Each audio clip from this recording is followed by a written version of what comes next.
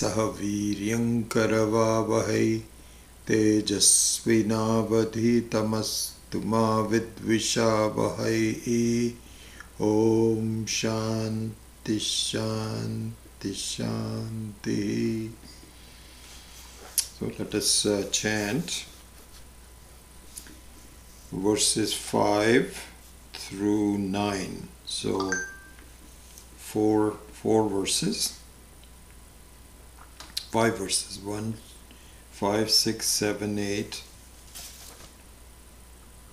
Yeah, we'll do through 5 verses. So I think I will do the first 3 only once, 5, 6, and 7, and then do number 8 or 9 twice for helping you to practice. So number 5. Nodeti nastameti esha na vriddhim yati nakshayam swayam vibhatyatanyani bhasayet sadhanam vina chitchaya veshato buddhau bhanam dhistu tvidhasthita eha ekahankritirannya syad antakaranarupini chhayahankarayoraikyam taptayah pindavanmatam tadahankaratadaatmyat dehascetanatamagaat dehascetanatamagaat. Number 8. Ahankarasya tadatmyam chitchaya dehasakshibhihi ahankarasya tadatmyam chitchaya dehasakshibhihi sahajam karmajam bhranti janyan chatrividham kramat sahajam karmajam bhranti janyan chatrividham kramat. Number 9. Sambandhino satornasti nivritti sahajasyatu sambandhino satornasti nivritti sahajasyatu karmakshayat prabodhat cha nivartete kramatubhe karmakshayat prabodhat cha nivartete kramadubhe.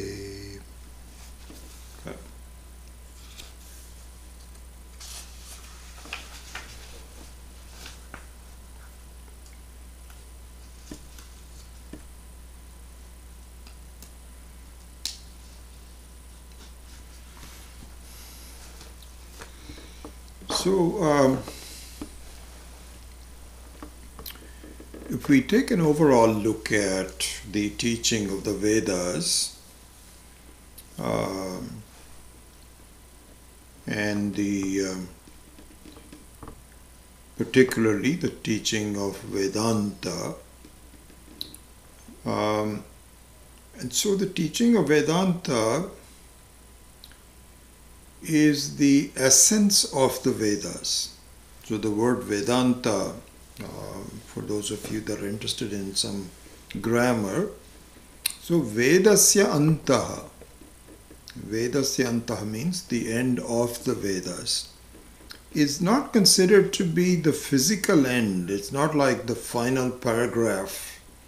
But in what it means is the very essence of the Vedas.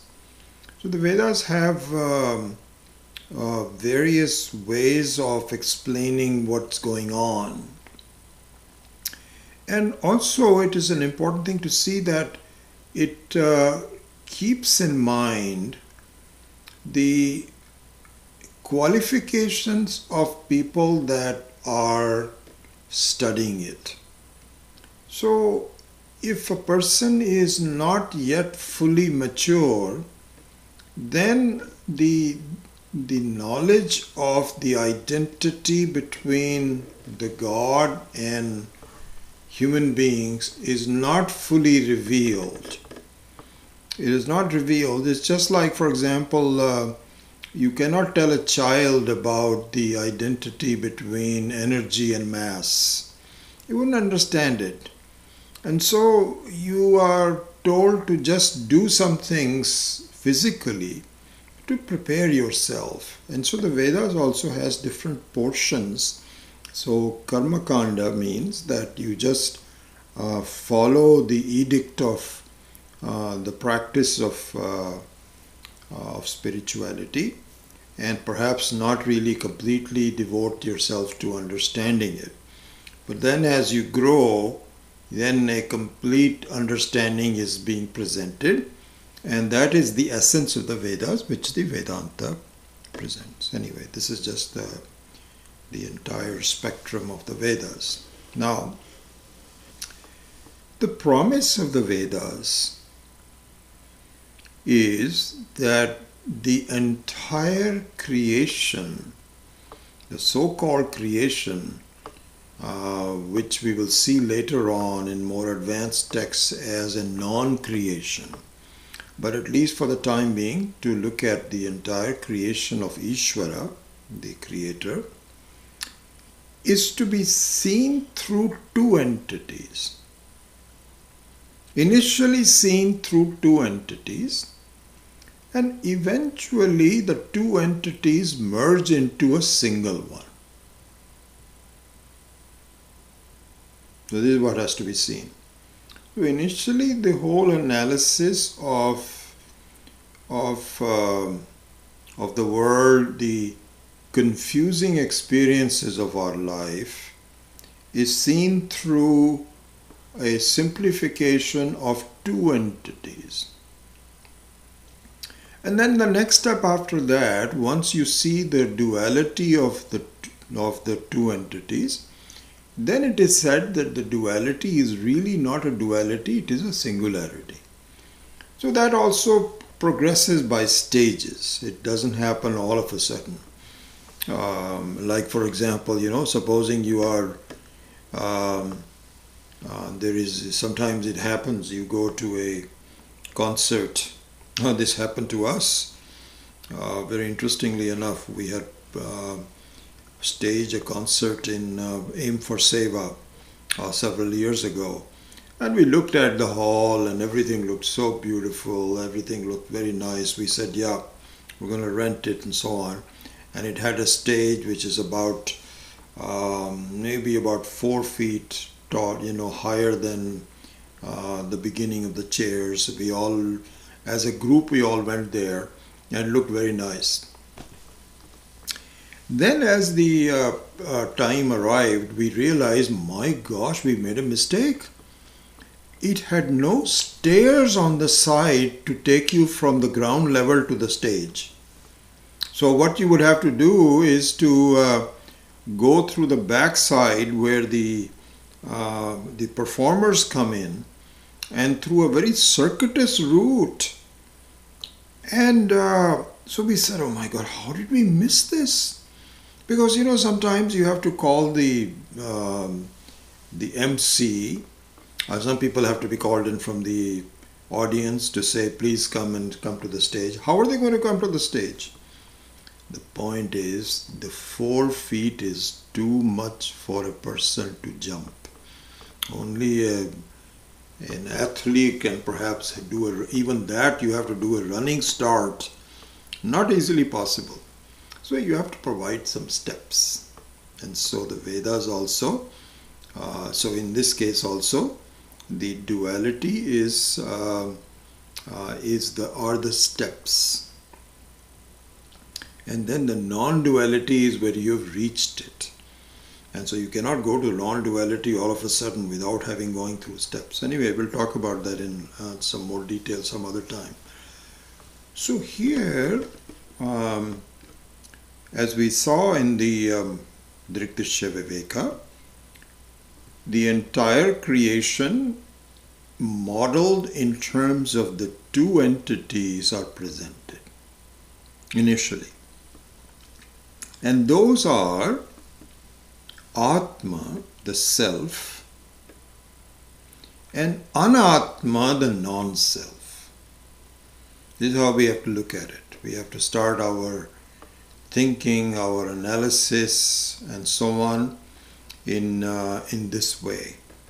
And then finally it has to be resolved as to what the reality of these two entities is. And so initially there is Atma, which is non-changing. So this is the Chit. So as in verse number 5 and verse number 1 also. And so there it is talked about as Sakshi. And then in verse number 5, the same word Sakshi is it's talked about. Anyway, somewhere, yeah. So in number 4, the word Sakshi is named as Chit, Chitihi. Anyway, so this is the Atma, which is unchanging, always the nature of knowledge, always the nature of the seer, as like a witness. So the witness is an important thing to see, because just look at the quality of a witness. The witness is the one who is not a participant in an event, he's just observing it. Very different from a participant. If there is supposing there is a fight going on, there are two people who are upset at each other and they are going at it each other. But you have nothing to do with it. But it so happens that you witness the fight. So this is the thing. Witness means one who is an observer. And so this observer of the events of the life is the Atma. And by nature the witness is uninvolved. Uninvolved. In the sports world also, you can see this very well, where there is a referee, kind of like a witness. And so there are two teams who are at loggerheads with each other. In Europe, for example, soccer is very popular. In the US, we have different sports. We have football and other things and so on, soccer also. And so you have two teams that are fighting with each other and really, trying to hurt the other one and just score. And there is a referee who is a witness. Not sided, hopefully, with anyone. He sees it and he calls it. He calls it as he sees it. Witness. So this is one entity. This is one entity which is independent and not involved with anything. Then the second entity is Anatma. The Anatma is a very peculiar thing that we have to really evaluate.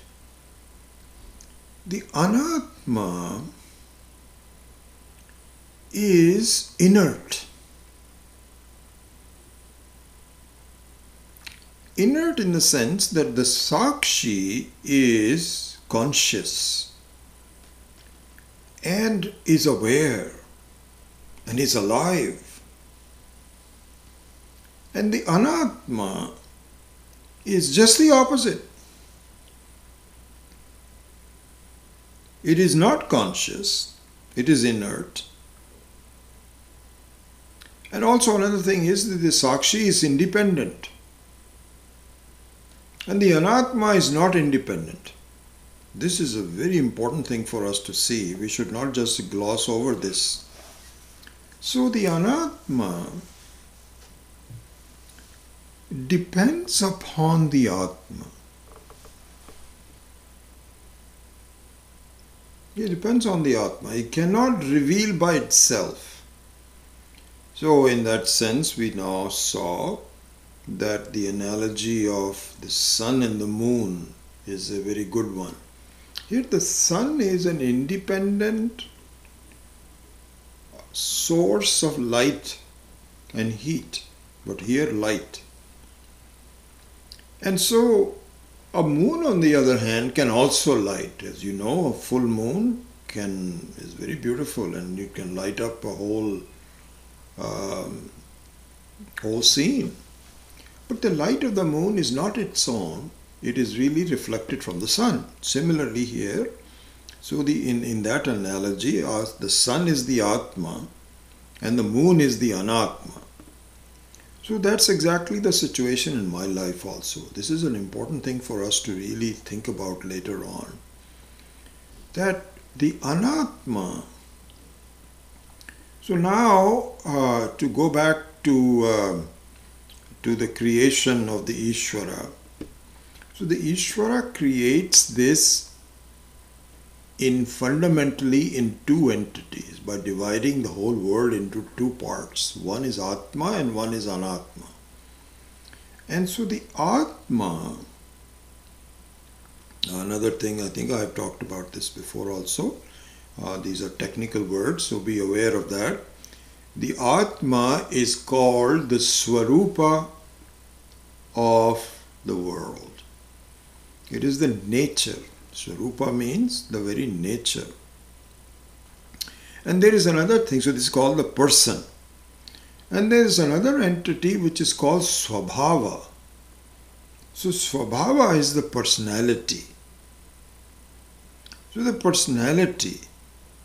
So if you look at the human being, which is reflective of Ishvara, really one and the same essentially, you find that I am a person as an Atma, and I have a personality on how I interpret the Anatma.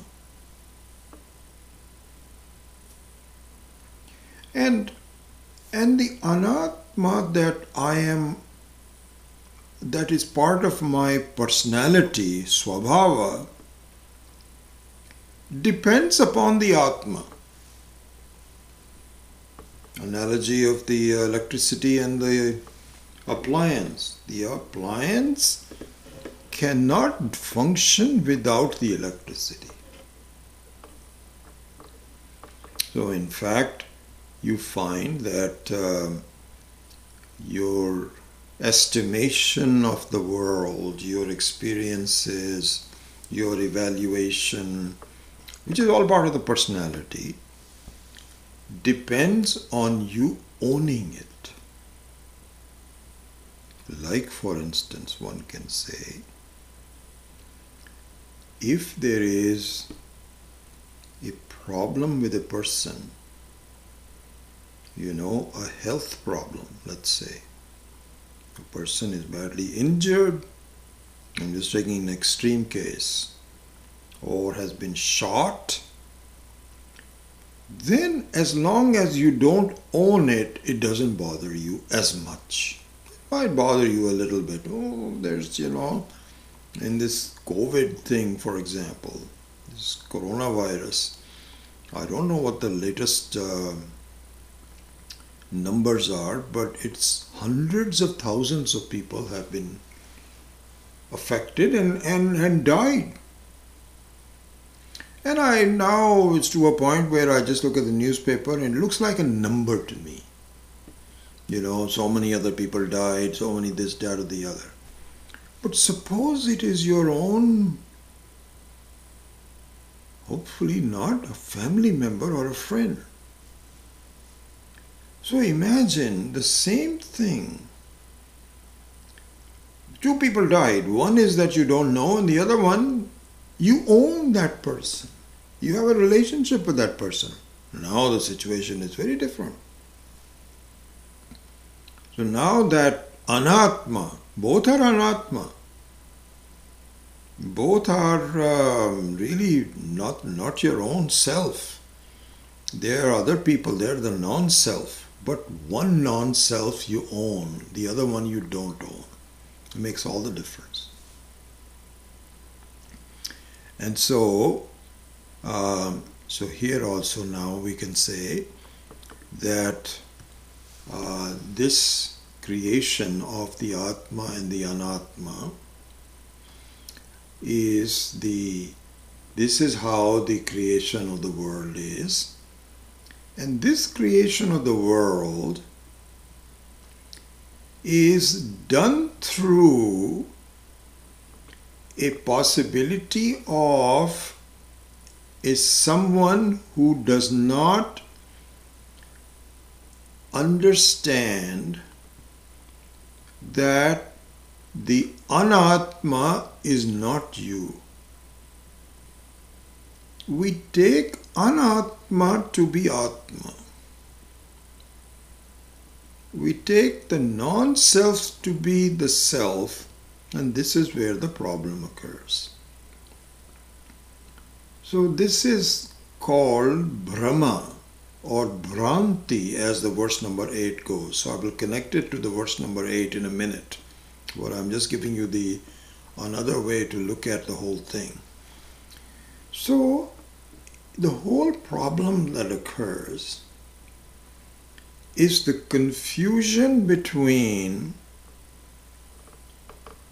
the self and the non-self, Atma and the Anatma, the mixing up of the two. And the fact that the Anatma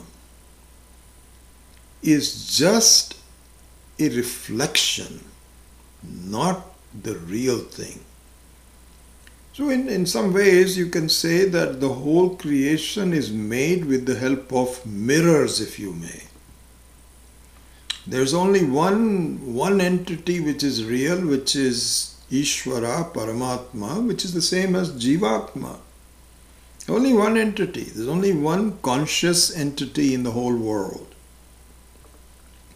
Everything else is a dependent anatma.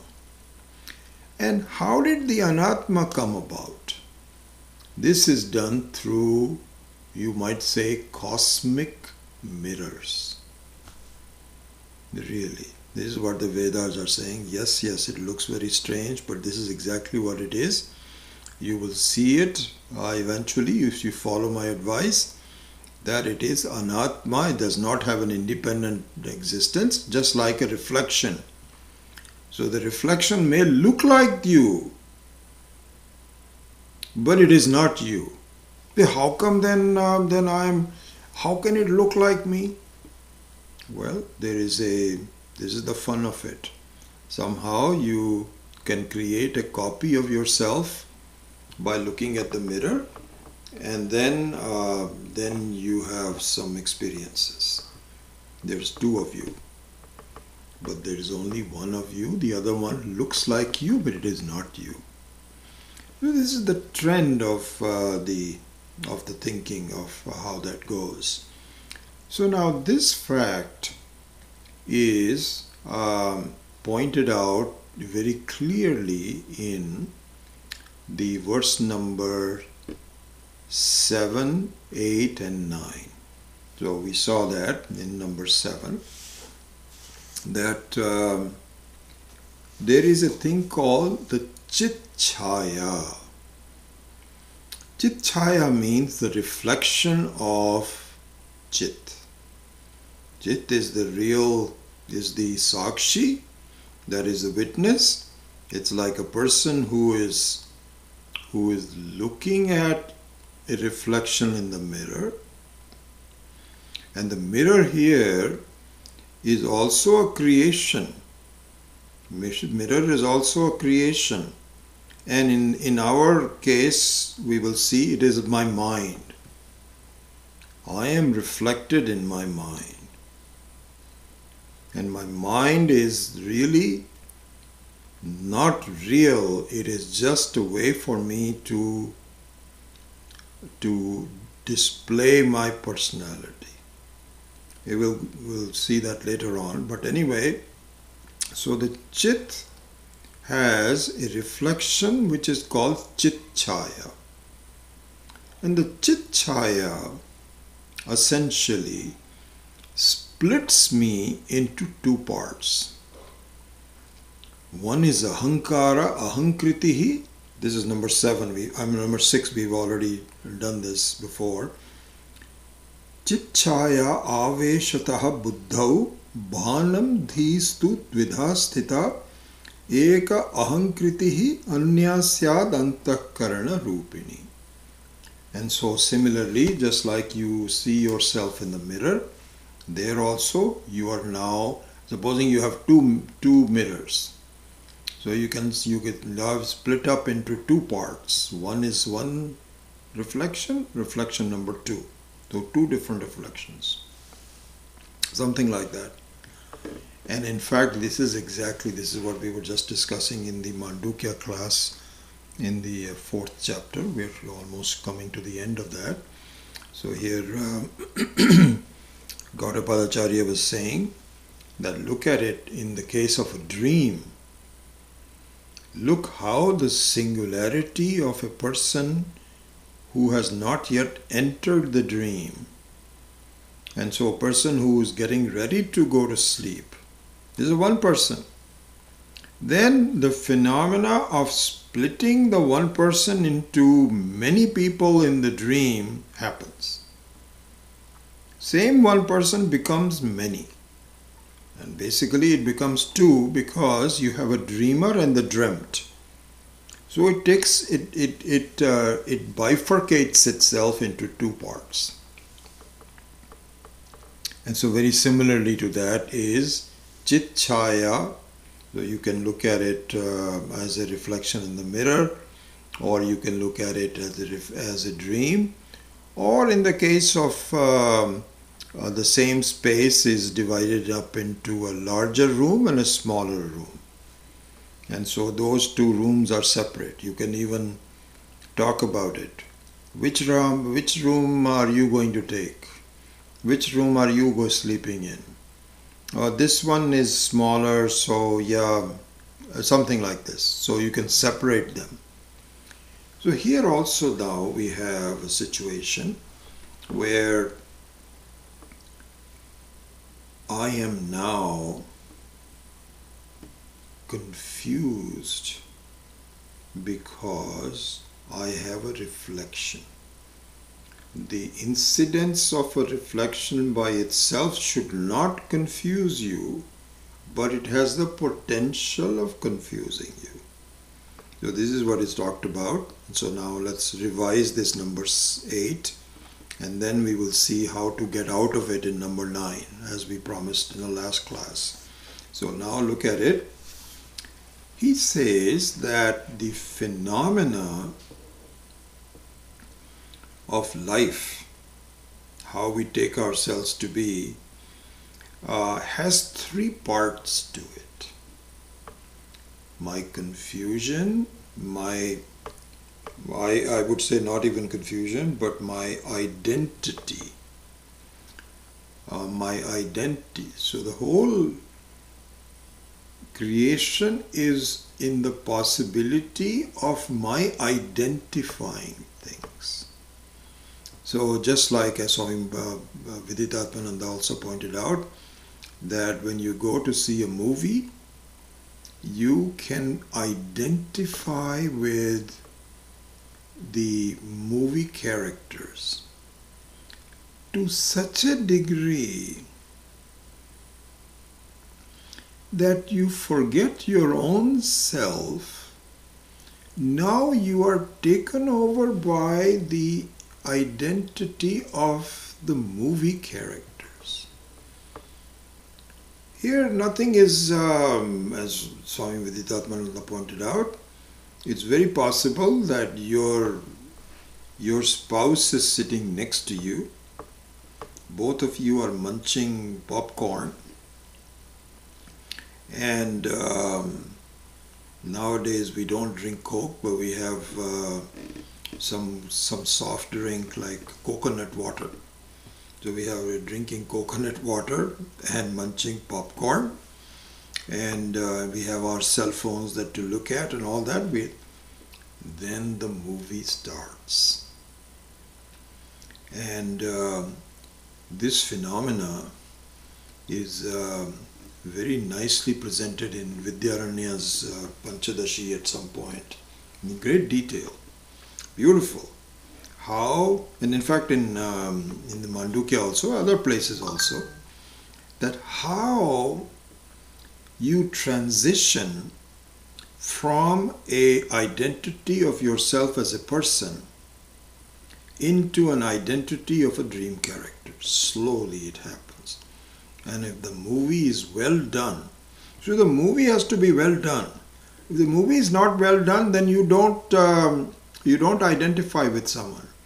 But supposing the movie really captivates you, then what happens is you are actually living the art, the act of the person. Supposing there is a, let's say you are a male person and you are identified with the hero in the movie, and he's a good person. You also look upon yourself. Everybody looks upon oneself as a very good person. Even if I'm not a good person, I ignore it. I'll say I'm a very good person. And especially in the movie, if the person is extra good, I'll say that's who I am. Or you at least identify with that person. And now if that person has some bad things happen to him, supposing he loses his spouse all of a sudden, and then it is slowly done very well, you also start crying. Your own spouse is sitting next to you munching popcorn, but really you are not oblivious, you are oblivious of that, you are just crying away because of the identification with it. So in some ways one can say that the identification process, the process of identification, is what this whole creation is all about. It's really absolutely true. At this point, we are identifying the Sakshi. The Sakshi is the moviegoer. So there are differences. There are some differences because in the case of a moviegoer, you start with an identity which is real. Real in the sense that you are, even that also, the moviegoer's identity is not totally real, but for this example, you start with the identity that this is who I am, I'm doing well, I've got a spouse, I've got a house, I have a car, children, all that. This is my identity. But it is possible for me to be submerged in an alternate identity. It's possible. So similarly is the case. So what I was saying was that there the differences are that you knew what your identity is, but you find a way to get submerged into an alternate identity.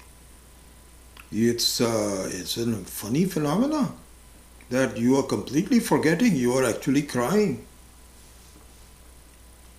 And the only way to stop crying is to say, oh, what am I doing? I don't need to cry, I'm okay. So what I'm saying is that in a movie case, you are abandoning your identity and acquiring another one. Whereas in our life, we don't really, we are not aware of our true identity at all. We experience it in deep sleep, but we don't have knowledge of the fact that I am a Sakshi. You see, that's the thing. So I don't really know. So that's what I'm saying, there's a difference. In a movie, I knew who I was and I keep forgetting it. Not keep forgetting it, but I forget it. But in my my assumed reality in my life, I never knew that I am a Sakshi. But other than that, the phenomena are very similar. How? This is what is being pointed out in this verse number 8.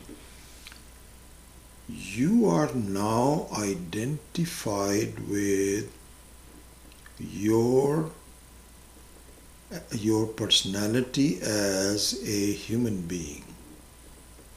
And that means that I am embodied. I am an embodied person.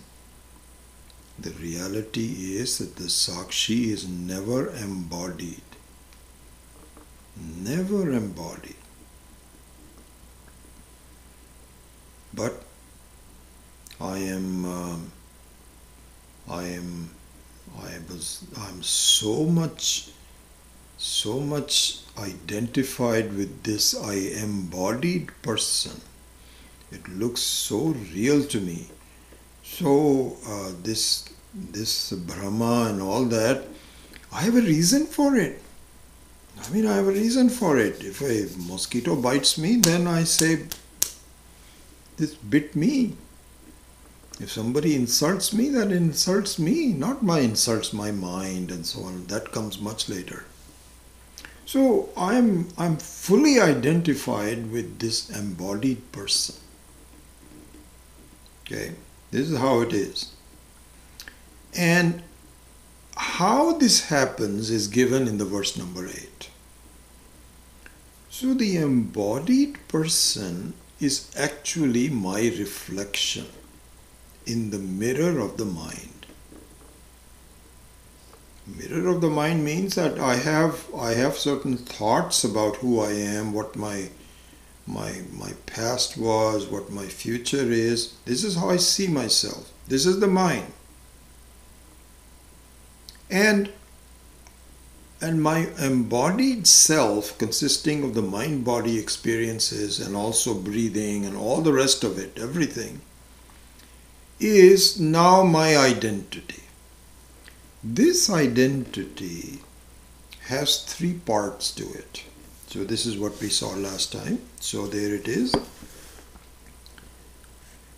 this is called the ahankara. The ahankara is the identity with this embodied person. This is me.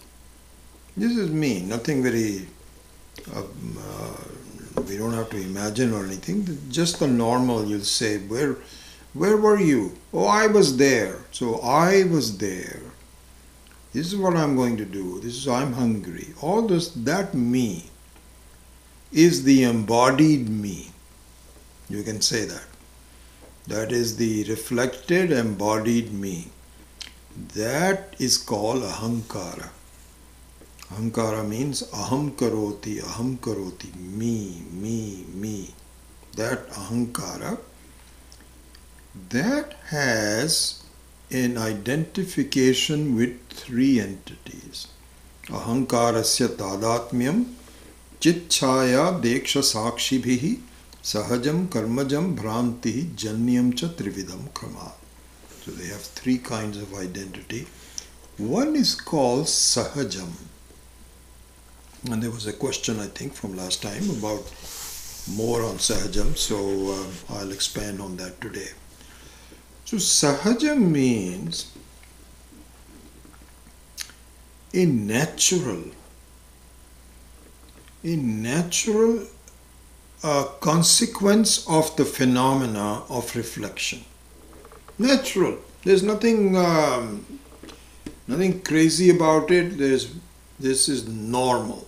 And so the example given in Swami Vidyatmanandaji's book is that of a body of water, let's say a still body of water in a big pot, or a mirror. We can keep on talking about the same mirror example, where the sun is being reflected. And so now the sun being reflected in the water creates a reflection which is natural. That is the nature of water. It cannot be reflected on a carpet because of the diffusion of light all over, and so you cannot see. Same sun can be lighting up a carpet and a pan of water. And the pan of water naturally reflects it. Why? Because it is made out of a substance which reflects. Similarly, when you are looking at yourself, let's say you go into the bathroom and there's a mirror there, you are not reflected in the walls, you are only reflected in the mirror. You only reflect in the mirror. And so mirror is made out of a substance which is very nicely done, and it's very plain, very finely made, and it reflects anything which is there in front of it. So which is a natural one. So my identity with the reflection of Chit-chaya means a reflection, is very natural. There's nothing that I need to really worry about it. That's okay. Then what happens is, then the second identity is with the karmajam. And the second thing is, so first one is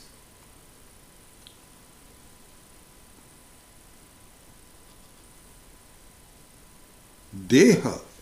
The Deha means the body.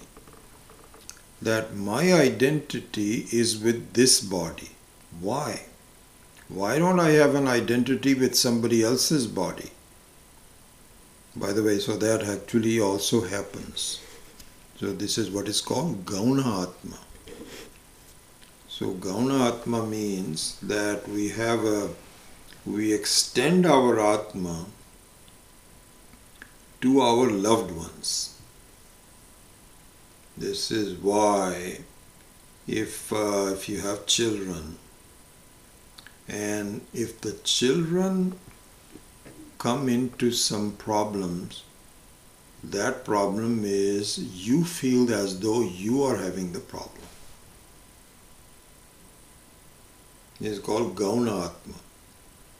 Secondary Atma. You have the ability to take in an external person who is very dear to you and treat that person as nothing but you. That's a possibility. And to a certain extent, then your house, your car, and other things also become dear to you. So all of that is a possibility. So, but the question is, why don't I identify with somebody else's body directly? You can do it secondarily as we discussed it, but why not directly? No, because all of your past karmas, you decided to take up this body. It was a joint decision between you and all of the laws of the universe that said, okay, if that's what you decide on, this is what you want to be. And our Shastras say that your inclinations, your ideas, your beliefs, your thinking, your conclusions, all determine what your next life is going to be. And so, for instance, if a person is very, very criminally oriented, cannot stand anybody else, and in fact fights with everyone, and in fact is prone to even killing, then those karmas will fructify where that becomes your natural tendency next time. If that's what you want to do, you've been given a human body that you should just be a normal person with some love, some not love, and so on. But if you are intent on becoming overly dangerous, then the next life you will be made into some kind of a natural animal that loves to kill. That's how you will be. Because that you've been wanting to do that. That's what your interest is. So anyway, your deha is something, and so this is often referred to is that once all the factors of your life have been discussed meaning that karma and karma phala, all of this go together, where all of your previous karmas, your tendencies and most recent tendencies are highly taken into account, and based on that a life is given to you with all of the possibilities. Your mind, your body, the span of your life, your health, all of that is now given to you. And more or less you cannot change it.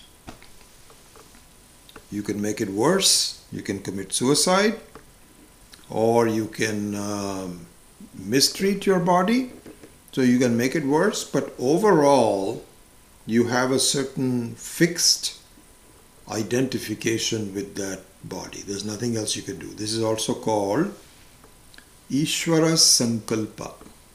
In our Vedas it is said Sankalpa means a decision. Okay, this guy, this person, this is for this life, this is what is going to happen. And you can change it to a certain extent, but other than really becoming wise through the teachings and so on and so forth, following the teaching, you are what you are, and when time comes you'll have to relinquish it. Then a new one will be created based on the new parameters. But anyway, you are now tied to this body. So this is what the second one is, that ahankarasya tadatmyam chitchaya, which is sahajam, deha, which is karmajam. So there is a certain amount of dukkha and sukha which you have to undergo as a part of the deha through the prarabdha karma already begun. Not much you can do about it. That's going to have what is going to happen is going to happen within limits. And so that is the deha karmajam. Then the last one is the real interesting one where you need to do something about. So you see how the progression goes. Sahaja means that it's very natural, any kind of, there is a reflection, and so you are associated with it. Number two, what specific reflection there is, that is karmajam. There's nothing much you can do about it. You can do a little bit. What you can do is the last one, which is sakshibhihi. Sakshibhihi, the tadatmyam between the sakshi and the ahankara is one where your emphasis as a mature person needs to be. And there it means you have, this is bhrantijanyam. So bhrantijanyam means it is based out of complete error, idiotic behavior, really speaking, idiotic behavior. Swami Dayananji sometimes would just call people idiots. Why do you want to be suffering like this? You are a great person with no ability to have dukkha. You were never born, you cannot die. And yet you take yourself to be this small thing. Why? Remove it. Think through it. Remember this, this is, I think I've told many of you this joke, but this is relevant at this point here. That you remember, Swami Viditatmananda was the one who had relayed this joke to us. So sorry for those people that have heard it before. So there was a person who somehow had a feeling that I am a cat. I'm not a human being, I'm a cat, and the dogs outside will hurt me. This was his... so he was a functioning human being and had a wife and so on. So he refused to go out. So his wife said, what's the problem with you? Why can't you go out? It was not the COVID time, this was the normal time. And the guy says, no, I cannot go that because you see, I'm a cat and the dogs will hurt me. She said, what? What did you say you were? He says, yeah, I'm a cat. And so she says, you are not a cat. What are you talking about? I can't believe this. So he says, I don't care what you believe in. I am telling you, I am not going out. But she was really alarmed and she called up the local psychiatrist and said, sir, we have got a problem. This guy thinks he's a cat. And so the psychiatrists were all looking for business, they also need money. So they said, oh, this is a simple one. Just send him in. Bring him in. Bring him in and we'll fix it. There's no problem. So she was very happy. So she took him to the psychiatrist. And so the psychiatrist did the same thing. He says, sir, you think you are a cat? He said, yes. Okay. So he brings in his own cat and says, look, do you look like that person? Do you look like that cat? That cat is just sitting there saying, meow, meow. You're talking. How are you this very different? He says, that's a good point. Then he says, you're so tall, you can stand on 2 feet. And the cat has to go on 4 feet. So he says, that's also a very good point. Excellent. We went through all these distinctions between them. You cannot be like this. How can you be like this? He says, my God, I don't know what I was thinking. I am sure that I am not a cat. So his wife was also very happy. He wrote him a big check. And he says, problem solved, went home. And so they had lunch together, very nice, and so on and so forth. After lunch, she said, okay, now let's go out. So the guy says, I'm not going out. So she says, what? I thought we took you to a psychiatrist, everything is okay? He says, I'm not going out. Why not?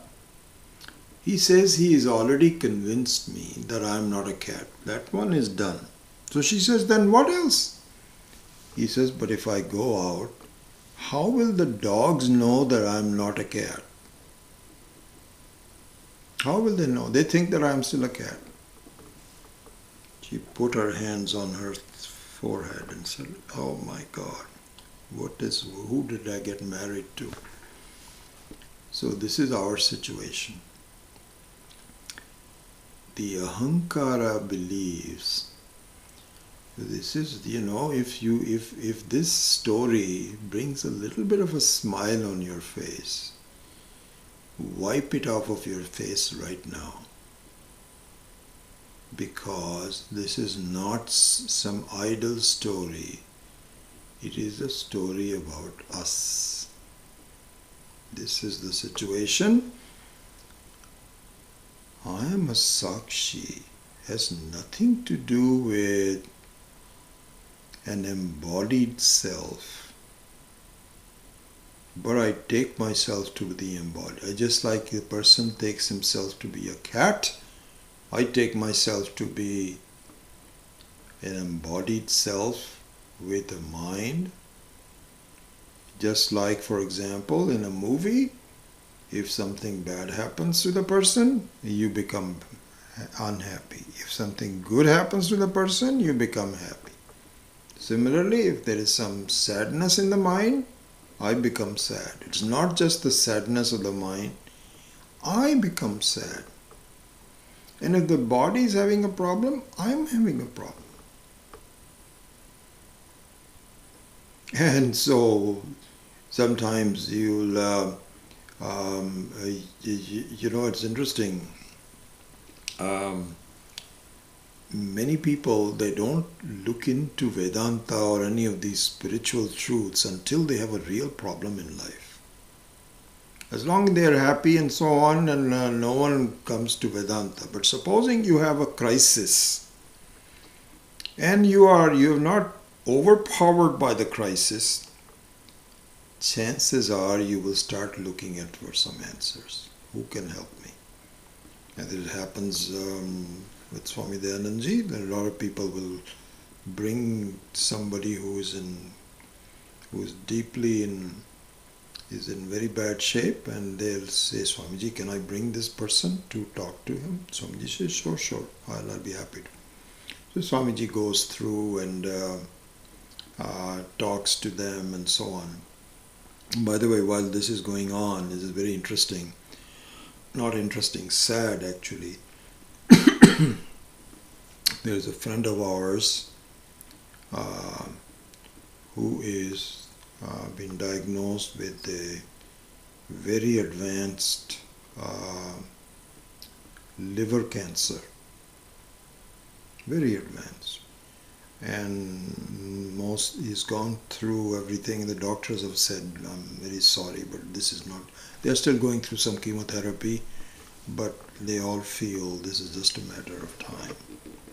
And so it so happens between these two classes, the one before that and after this one, I was just looking at an email, and my wife Pami, who is very much in friends with this person, who is a Westerner, Christian, and she sent her an email saying, this is very sad that this person, Bill, is dying, and we have no idea why this is happening. What is the reason why some good people are being taken away? It's all very confusing. We don't know what the laws are and so on. So I just saw that email, and I'm thinking, what should I do? Really, I'm thinking I'm going to discuss that with Pami. And so one possibility is that I talk to this person and bring in my viewpoint. The other one is that, will it do any good? Because if your mind is made up on such a way that there is no justice in this world,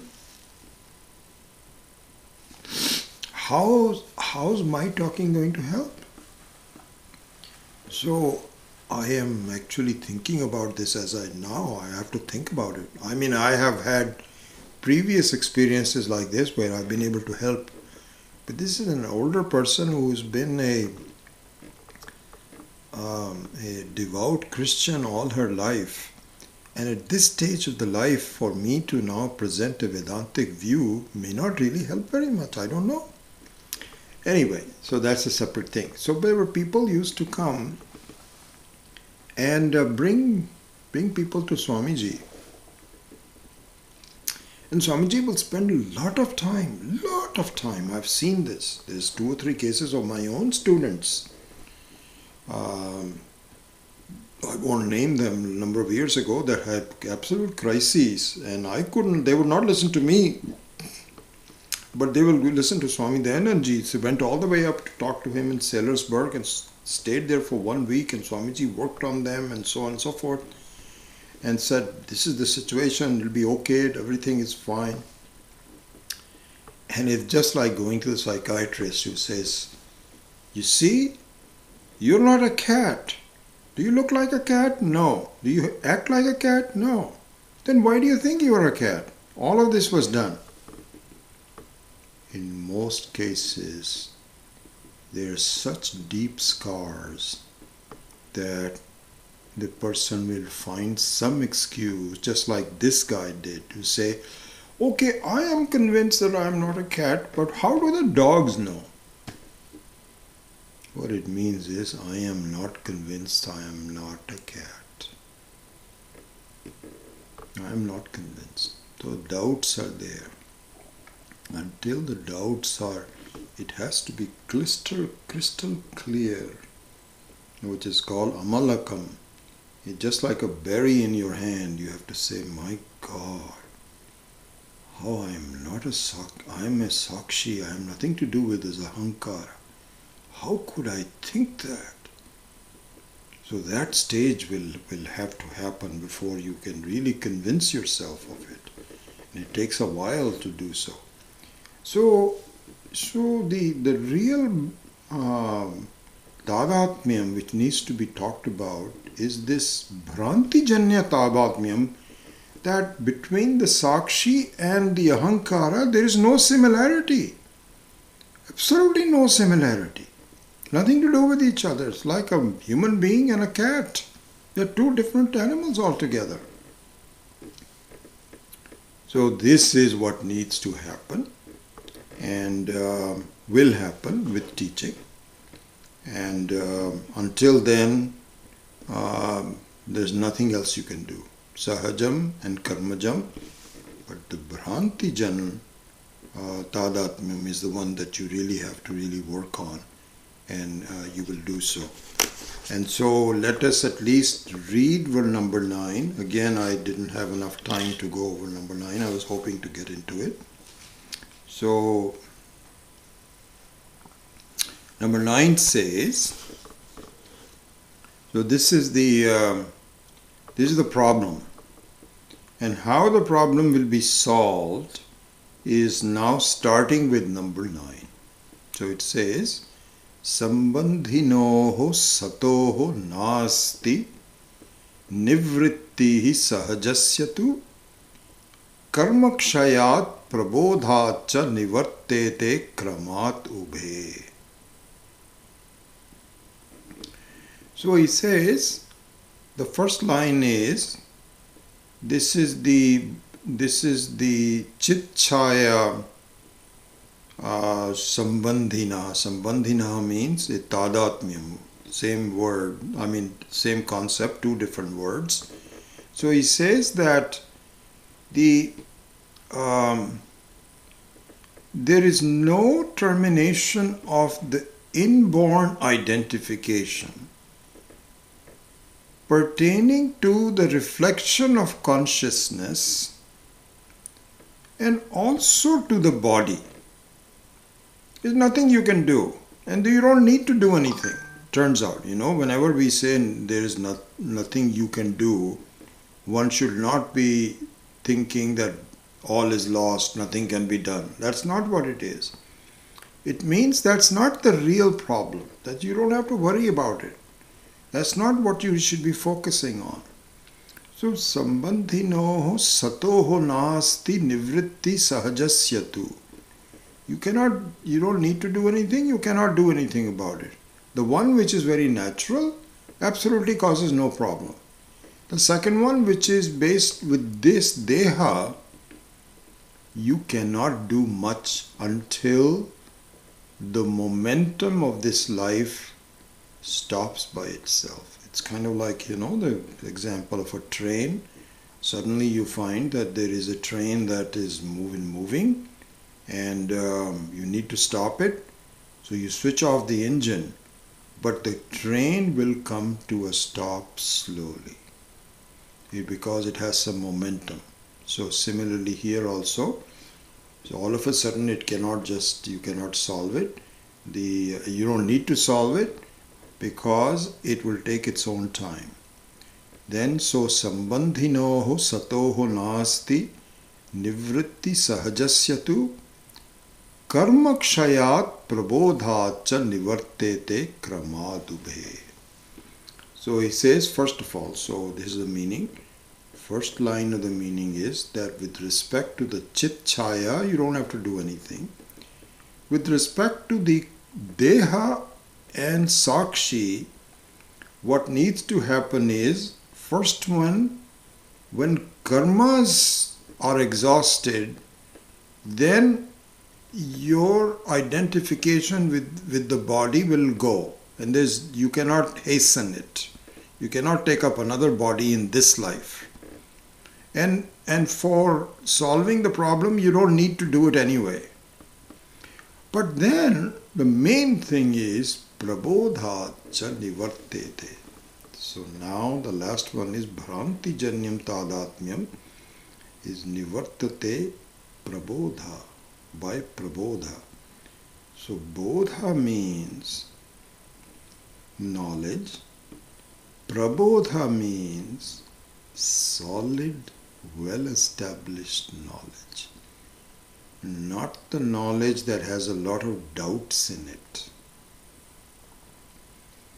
You can have some doubts, you can have some knowledge with some doubts, it doesn't fructify. It has to be very clear. It's like that person, it means that maybe some elements of the knowledge were given to him, but he still is endowed with a lot of doubts. And those have to be removed. Then bodha becomes prabodha. And so same thing is given in the Bhagavad Gita. Jnanam and Vijnanam. There's a distinction made. Jnanam means the introduction to the knowledge.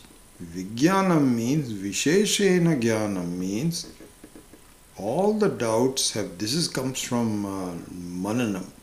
All the doubts have been specifically addressed and removed so that the light of the knowledge shines very bright. So this is what called prabodhacha. And so the rest of the book is on the prabodha. Now that we know what the problem is and what the remedy is for the problems, then, and the prabodha means that I need to be very clear about it, because I continue to have previous doubts, just like that man's story, and that means hasn't been cleared completely. But a beginning has to be done, and then it has to be strengthened. And this is what all life is all about, with knowledge. Without knowledge, the life is a very different one, full of problems, uncertainty, confusion, fears. With knowledge, the problems become much less, but they are still there until they are resolved. And so that is the process that we have to go through. So we will now keep on studying this for next time. So until then, goodbye to you for this class. Let's say a small prayer, and hopefully we'll see you next week. Om Asato Ma Satgamaya Tamaso Ma Jyotirgamaya Mrityor Ma Amritam Gamaya. Om Purnamidam Purnat Purnamudachyate Purnasya Purnamadaya Purnameva Vashishyate. Om Shanti Shanti Shanti. Harihi Om Shri Gurubhyo Namaha. Harihi Om.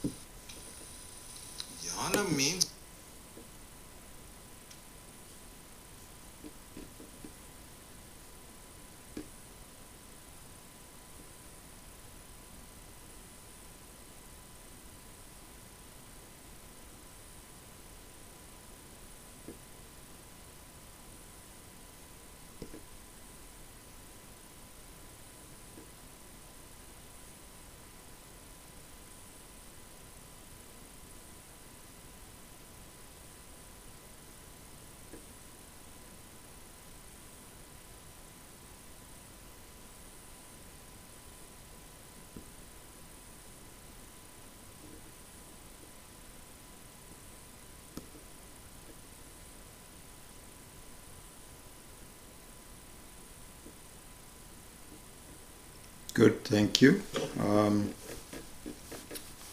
Andrea and Ramanandji had a question. Please clarify which is closer to Atma, Ahamkara or Antakarana. So, Ahamkara, so here Ahamkara is closer in the sense, this is the Vijnanamaya Kosha. So in the Kosha analysis of the Taittiriya Upanishad, there is a different kind of stages. So there it is Annamaya Kosha, then Pranamaya Kosha, then Manomaya Kosha. So Manomaya Kosha is the Antakarana, which is the instrument of knowing. And then you have the Vijnanamaya Kosha, which is me, which is also a thought, but it is closer to you. Because until you have the I thought, you cannot have this thought. You see? So the I thought, obviously, it's closer. So yeah, that is a little bit closer to you. Not sure who this person is, Kasur Gupta. And I've not seen that name before. Anyway, that person makes a says, these types of intellectual pursuits don't do anything.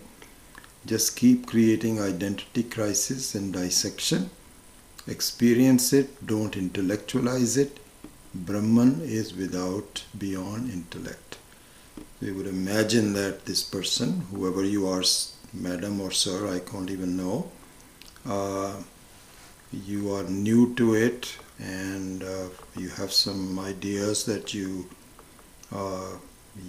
hold, and I wish you all the best, and hopefully you will find happiness in whatever way you want to, and I wish you all best wishes to you. Thank you.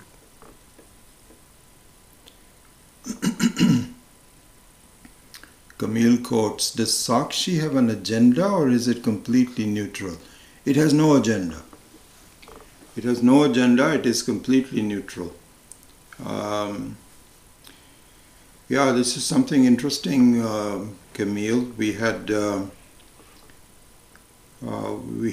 talked about it in the Purusha Suktam class. I don't know if you're there or not. So there, an interesting analogy was, a comparison rather, not an analogy, but a comparison was done between a human magician and the cosmic magician, which is Ishvara. So the Ishvara, the God, is also like a magician, because you know what we talked about, the done through mirrors, how you create a personality by, you have the ability to cry even though you are not really that subject. You have the ability to be to go to a movie and cry. So you can cry. So similarly here also the same situation is there. You have ability to create a kind. This is the magic. This is the magic. So there is a comparison given between the human magician and the cosmic magician. The human magician has a purpose, an agenda. And the agenda is to make money. So the human magician has two things. We went through this in Purusha Suktam, where a human magician has two things going for him or her. One is that all the audience is separate from him or her. And the second one is that there is a purpose where I'm showing you this magic because I want to make money. The cosmic magician has none of those two factors. Because everyone is nothing but part of Ishvara himself anyway. Nobody is separate from it. You don't have that. And there is no agenda. There's no money to be made. It's not, this is why in Vedanta, we don't proselytize. We don't proselytize. We feel if you are willing to look into it, you will look into it. As Swami Dayanand used to say that, have you ever had a knock on your door where somebody says, I am the professor of nuclear physics in Stanford, and can I come in and teach you nuclear physics? It doesn't happen. That will not happen. Why? Because whoever wants to study nuclear physics will go to the professor. But it happens all the time where a religious proselytizer comes and he says, may I come and talk to you? Here's my card. And so there's no agenda.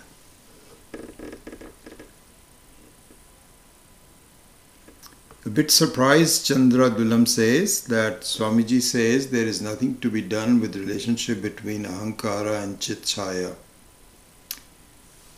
Let me also see your second. Can one not improve the Chit-Chaya with increased sattvic mind and reduce the impact of Ahankara on one's action? Or is it that it's just the focus of the particular text? No, Chandra, this is not, I hope I didn't mislead you into saying that Ahankara and all of these things are, or that the sattvic mind, etc., are not to be improved on. No, this is not what is being said. What is being said is that the very fact of the reflection is how the creation is made. And so you cannot even have a creation without some kind of a reflection of it. That's all. That's all it's saying. And so that part is still the same, but then in terms of the understanding of the sattvicness and so on and so forth, then you have to employ the right mind, and there is improvements to be made. All of that is necessary for it. But we're just talking about the very simple phenomena of the reflection. There is no, there is nothing that you can do about it. In other words, what it is said is that this whole let me just restate it in other ways. So there is a phenomena going on, which is that of you and a reflection. So that is the reflection. Now, it could not be, no creation is possible without this phenomena. And this phenomena, once it is taken, then there is nothing you can do other than to see that the reflection is nothing but you. So that has to be done.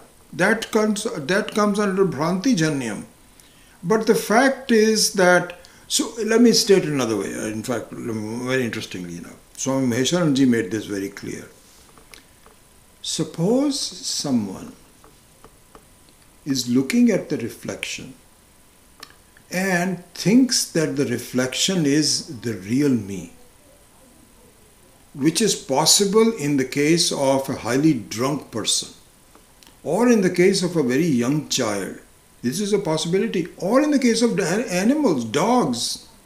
When you look at a reflection, you forget who you are, the reflection becomes you. This is the problem. But suppose that person, when you get sober, realizes that this is my reflection. Now, at that point, so listen to this carefully. At that point, will that person say, remove this reflection, that bothers me? It's not a problem. You look at the reflection and he says, wow, I didn't realize that this was my reflection. I thought that was me. Then let the reflection be. Reflection is very useful for shaving and putting lipstick on and all those kinds of things. So the reflection by itself doesn't cause a problem, but your false identity that that's me, not my reflection, causes the problem. That's how it happens. Hopefully that answers your question. If not, then please even send me an email and I will be very happy to communicate with you. All right, good. There's no other questions. What time is it? 11:20. Well, thanks for listening in on a Sunday. This is not your normal time, and we will see you next Saturday, hopefully. Om.